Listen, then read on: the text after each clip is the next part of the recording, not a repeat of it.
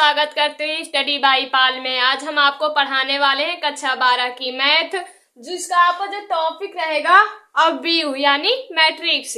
अवयव के बारे में पढ़ेंगे, इसके बारे में जानेंगे और साथ ही साथ हम जानेंगे अवयव के प्रकार, अवयव कितने प्रकार के होते हैं, कोटियां जानेंगे कि अवयव की कोटि क्या है, रो और कॉलम, सारी चीजें बेसिक से जानेंगे। तो चलो पढ़ते हैं सबसे पहले कि अवयव क्या है, यानी अवयव की डिफिनीशन क्या है, अवयव क्या कहलाता है। तो जानेंगे अवयव को इंग्लिश में हम बोलते हैं मैट्रिक्स। क्या बोलते हैं? मैट्रिक्स, यानी संख्या या फलनों की आयताकार सारणी को अवयव कहते हैं। यानी जो संख्या या फलन होते हैं उनकी जो आयताकार सारणी होती है उसी को हम बोलते हैं अवयव। जैसे मैंने एक ये एलिमेंट जो अवयव को लिया है, ये आपका आयताकार सारणी है, इसमें हमने कुछ रो में दिए हैं और कुछ कॉलम में संख्याएं दी गई है। इसको आयताकार सारणी में हमने पूरा व्यक्त कर दिया, तो यही क्या कहलाता है हमारा, यही अवयव कहलाता है। यानी संख्याओं को आयताकार से और सारणी में रखना या व्यक्त करना ही हमारा अवयव कहलाता है। अब जानेंगे हम अवयवों की संख्या, यानी जो ये ए है एलिमेंट, यानी जो इसके अंदर दी गई है, ये हमारे क्या है, अवयव हैं। अवयव तो अगर हम आपसे पूछे कि टोटल अवयव क्या है, या तो आप इन्हें गिनकर बताएंगे कि टोटल कितने हैं, या तो इसकी जो ट्रिक होती है यानी 1 2 3, यानी रो की ये आपका जो खड़ी लाइन है इसे हम बोलते हैं रो। रो यानी पंक्ति बोलते हैं। जो खड़ी लाइनें हैं इन्हें हम स्तंभ या बोलते हैं कॉलम। क्या बोलते हैं? स्तंभ यानी कॉलम। ऐसे जो पड़ी हुई लाइन है इसे हम पंक्ति या रो बोलते हैं। ऐसी जो खड़ी लाइन है इन्हें हम रो कॉलम बोलते हैं, यानी स्तंभ। यानी पड़ी लाइन को हम रो बोलते हैं और खड़ी लाइन को हम कॉलम बोलते हैं। तो हमने जाना कि रो क्या है और कॉलम क्या है। इसके बाद जानेंगे कि अवयवों की संख्या। अवयवों की संख्या हम दो तरह से ज्ञात कर सकते हैं। कैसे? या तो आप ऐसे ऐसे गिनकर कि 1 2 3 4 5 6 7 8 9, यानी अवयवों की संख्या कितनी है, 9। या तो हम टोटल रो और टोटल कॉलम इनको गुणा करके भी हम ज्ञात कर सकते हैं। तो हमारी जो टोटल रो है कितनी है, 1 2 3, यानी 3 है। और हम देखेंगे हमारे कॉलम कितने हैं, 1 2 3, यानी 3 गुणे 3। ये हमारे क्या आ गई, ये हमारी अवयवों की संख्या है, यानी 3 3 का 9। आप बता सकते हैं ऐसी, अगर आपको एक छोटा सा हम देके बता रहे हैं, अगर हम इसमें पूछें कि आपकी रो कितनी है और कॉलम कितने हैं, तो आप बता सकते हैं कि रो जो है ये R1, ये R2 और ये C1 और ये C2, यानी R जो आपके हैं 1 और 2, यानी जो आपकी रो है यानी पंक्ति है वो आपकी 2 है, 1 और 2। और जो आपके कॉलम है 1 और 2, यानी कॉलम भी 2 है और रो भी 2 है। और अगर मैं इसमें पूछूं आपसे कि इसमें आप ये बताओ कि इसमें टोटल अवयवों की संख्या कितनी है, तो आप कहेंगे जितनी रो है और उतने ही कॉलम है, यानी 2 दूनी 4। अवयवों की संख्या कितनी है, 4 है। ऐसे आप अवयवों की संख्या निकाल सकते हैं और रो और कॉलम पता कर सकते हैं। इसके साथ साथ अगर हम आपसे पूछे कि अवयव की कोटि बताइए। अवयव की कोटि होती है कि टोटल आपके जो आपके रो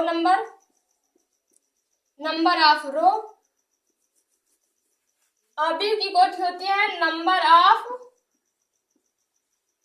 रो बराबर नंबर ऑफ कॉलम। अवयव की कोटि के लिए जितने आपके कितने रो है और कितने कॉलम है, यहाँ पास कॉलम, यानी जितने कितने आपकी रो है और कितने कॉलम है। तो हम जैसे अगर इसमें हमने पूछा कि इसकी अवयव की कोटि बताइए, तो आप पहले लिखते हैं, हम सबसे पहले हम लिखते हैं रो, उसके बाद लिखते हैं हम कॉलम।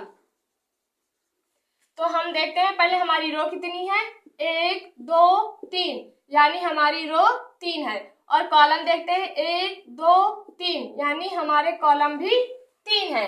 अगर आपसे कोई पूछे कि अवयव की कोटि बताइए, तो आप जितने रो है और जितने कॉलम है उनको ऐसे लिखना ही हमारी अवयव की कोटि ऐसे लिखी जाती है।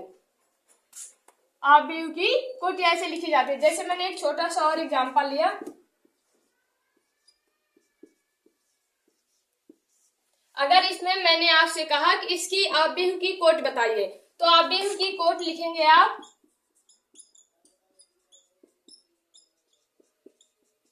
आव्यूह की कोट के लिए आप सबसे पहले रो लिखते हैं। तो हम पहले रो देखेंगे कितनी है, एक ये लाइन रो की हो गई, एक ये, यानी रो की आपकी संख्या कितनी हो गई, 2।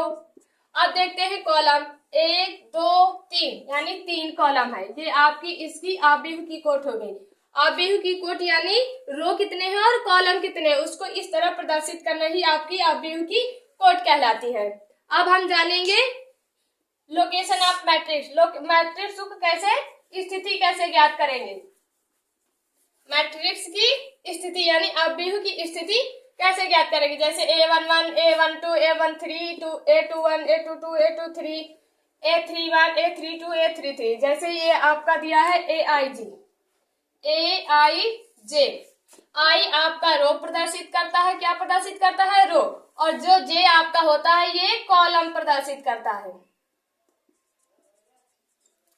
आई आपका रो प्रदर्शित करता है, जे आपका कॉलम प्रदर्शित करता है। अगर मैंने आपसे कहा यहाँ जैसे कोई संख्या रखी है, जैसे इसमें अगर मैंने कहा इसका अगर आप बताना है तो आप क्या बताएंगे, तो आप कहेंगे कि जो यहाँ A11 A13 इसमें आप बताएं रो कौन सा और कॉलम कौन सा, तो आप बताएंगे जो 1 है ये आपका आई है और जो 3 है ये आपका जे है, यानी जो आपका A है ये आपका रो है और जो ये 3 है ये आपका कॉलम है। देखिए पहले आपका इससे पता चल जाता है कि ये जो A13 है यानी A13 है A13 है ये कहाँ पर स्थित है, यानी पहली रो पे स्थित है और तीसरे कॉलम पे स्थित है। इधर देखते हैं ये हमारी पहली रो हो गई यानी 1 और तीसरा कॉलम यानी ये तीसरा 1 2 3 यानी ये तीसरे कॉलम पे स्थित है।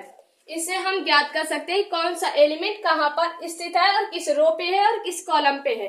अगर मैंने कहा 32, इसको आप A32 इसका बताओ ये कहाँ पास स्थित है। यहाँ हम सबसे पहले हम आपको पता है हम रो लिखते हैं, यानी ये आपका रो किस नंबर पे है, ये आपका तीसरी रो है और जो कॉलम है वो दूसरा कॉलम है यानी दूसरा स्तंभ है। यहाँ देखते हैं 1 2 3 ये तीसरी आपकी रो हो गई, 1 2 ये आपका दूसरा कॉलम हो गया, A32 यहाँ पर स्थित है। इस तरह हम ज्ञात कर सकते हैं कि कहाँ पास कौन सा अवयव स्थित है। हमने आपको बताया रो, कॉलम और आव्यूह की संख्या कैसे ज्ञात करना है, आव्यूह की कोट कैसे ज्ञात करना है, ये सारी चीजें हम बता चुके हैं। इसके बाद हम जानेंगे कि आव्यूहों के प्रकार।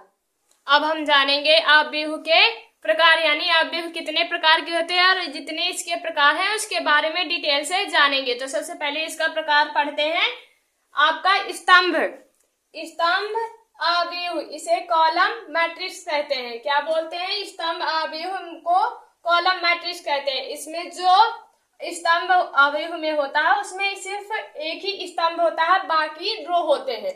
जैसे ये आपका एक ही स्तंभ है यानी C1 और इसमें रो कितनी है R1 R2 R3, यानी रो की जो संख्या है वो 3 है लेकिन कॉलम सिर्फ 1 है, इसलिए इसे हम बोलते हैं स्तंभ आव्यूह। यानी स्तंभ आव्यूह में आपको सिर्फ स्तंभ एक ही मिलेगा, रो आपको एक से अधिक हो सकती है। यानी स्तंभ आव्यूह में हमें कॉलम की जो संख्या मिलेगी वो सिर्फ 1 मिलेगी, इसे ही हम स्तंभ आव्यूह बोलते हैं। अब हम जानेंगे दूसरा नंबर आव्यूह के प्रकार में पंक्ति आव्यूह, जिसे हम रो मैट्रिक्स बोलते हैं। इसमें जो आपको रो मिलेगी वो सिर्फ 1 मिलेगी, कॉलम आपके 1 से ज्यादा हो सकते हैं। यानी जैसे ये एक आपकी रो हो गई यानी R1, लेकिन इसमें कॉलम देखो C1 C2 C3 C4, यानी इसमें रो जो आपकी रहेगी, रो पंक्ति आव्यूह में रो की संख्या यानी पंक्तियों की संख्या सिर्फ 1 रहेगी, कॉलम आपके 1 से अधिक हो सकते हैं, उसे हम पंक्ति आव्यूह बोलते हैं।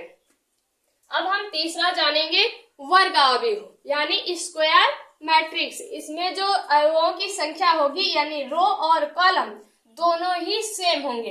यानी इसमें जैसे हम देखते हैं ये हमारी खड़ी लाइन है, यानी इसमें जो स्तंभ है यानी कॉलम जो है वो कितने हैं 2, यानी C1 और C2। अब हम इसमें जानेंगे कि रो कितनी है, यानी R1 और R2, यानी रो और कॉलम हमारे हमको देखने को मिल रहे हैं 2 into 2, यानी 2 और 2 ही कॉलम है और 2 ही रो है। इसे हम बोलते हैं वर्ग आव्यूह, यानी जिसमें रो और कॉलम की संख्या बराबर होती है उसे हम वर्ग आव्यूह बोलते हैं। अब हम पढ़ेंगे नंबर चौथा, यानी जिसे हम बोलते हैं विकर्ण आव्यूह, यानी डायगोनल मैट्रिक्स। विकर्ण आव्यूह में सिर्फ विकर्ण ही, जैसे ये आप जानते हैं ना, आपने विकर्ण पढ़ा होगा, विकर्ण ये तिरछी लाइन होती है, इसे हम बोलते हैं विकर्ण। विकर्ण आव्यूह में सिर्फ विकर्ण में जितनी संख्या होंगी बस वही संख्या होंगी, बाकी जो अन्य अवयव होंगे वो क्या होंगे, शून्य होंगे। यानी विकर्ण आव्यूह में विकर्ण से जो भी संख्याएं होंगी, जो संख्या होंगी विकर्ण में वो सिर्फ संख्या होंगी, बाकी जितने अवयव होंगे वो शून्य होंगे। एक बार फिर से समझेंगे, विकर्ण में जितने अवयव होते हैं वो संख्याएं होती हैं, विकर्ण के अलावा जितने अवयव होते हैं वो सारे शून्य होते हैं। इसे हम विकर्ण आव्यूह बोलते हैं, यानी डायगोनल मैट्रिक्स बोलते हैं। अब हम पांचवा पढ़ेंगे तत्समक आव्यूह, यानी आइडेंटिटी मैट्रिक्स।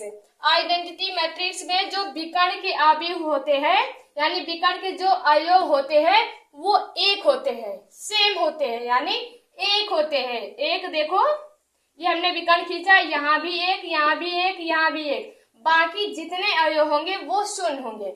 यानी तत्समक आव्यूह में विकर्ण में एक एक होंगे, बाकी सभी अवयव शून्य होंगे। ये हमारा हो गया तत्समक आव्यूह।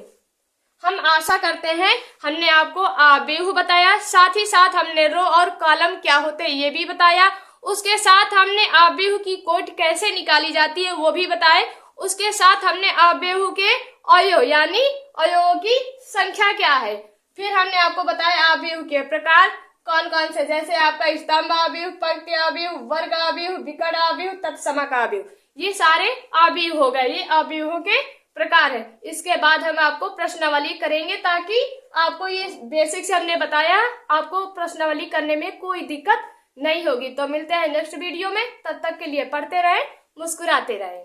धन्यवाद क्लास।